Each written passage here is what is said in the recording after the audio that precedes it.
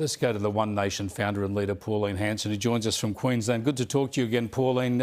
I got to get your take on Hamas praising our Prime Minister. What do you make of that?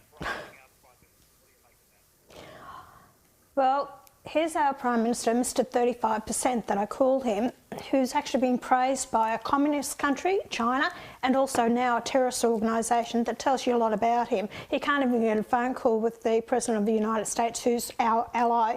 So, as I said, Chris, he doesn't instill confidence in me. I don't like him as a Prime Minister. I've got no time for the man whatsoever. He's leading this country into dire straits as, you know, our prosperity is going down the gurgle, our moral values, what we stand for, the way the Jewish people have been treated in this country. And I believe that being supported, you know, supporting Hamas and this country, and they're praising him, I believe that we have fundamentalist, terrorist cells in Australia. That is going to give them some confidence in what they stand for, the radicalisation that is happening in this country, and it's a real shame where we're headed. Like I said, moral decay is happening in this country, and I believe it's been led by our Prime Minister, who doesn't have an absolute clue what he's doing and the direction he has this country headed in. As I pointed out, our current terrorist alert in this country is probable. We do have that threat in our nation as we speak, yet he's taken a decision which clearly rewards and encourages the tactics of terrorism. That is where, on security terms, it is reckless. Yep. And where it becomes morally repugnant to me is that even if he wants to pretend that somehow he can help deliver a two-state solution, which everyone agrees to, but all the realists can see is further off now than it has been for decades.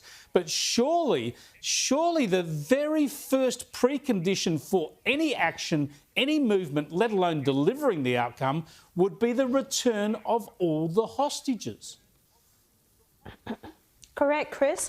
You lay down the ground rules first and say, well, this is what we want. You don't give them what they want and then hope that they're going to get a democratic government. The Hamas will actually give up their weapons. They'll hand over the hostages and, you know, the bodies of the dead that are dying and make an agreement. It doesn't work that way. You have to use your force to say, OK, we're going to set the ground rules. You will obey by the ground rules. But these countries haven't. I think it's 147. Where the hell are these leaders of this world? And where their thinking is. You know, thank goodness that Albanese wasn't around during the Japanese when they were bombing Darwin, because he would have said, look, we'll do nothing and we'll just lay down our arms and they will not invade us. They will not want to take over this country. Yeah. This is how hopeless he is. He's a coward and he's hopeless.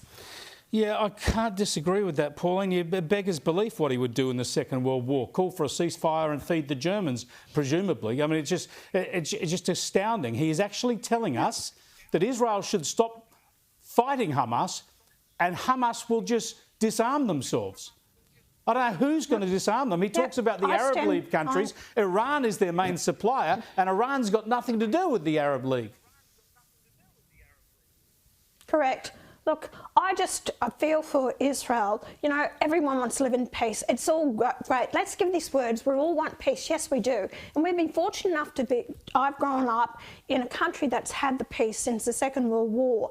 And the fact is, just apart from Vietnam and the Korean War and a couple of the others, East Timor, we haven't seen war touch our shores. But all these people, you know, say, oh, we want peace. Well, peace comes with decent decisions by leadership. But the fact is, a lot of these countries, like your dictators that you had, Mussolini and Hitler, and these ones that have wanted to take over and be dictators, you know, unless you stand up to them, you will not have peace.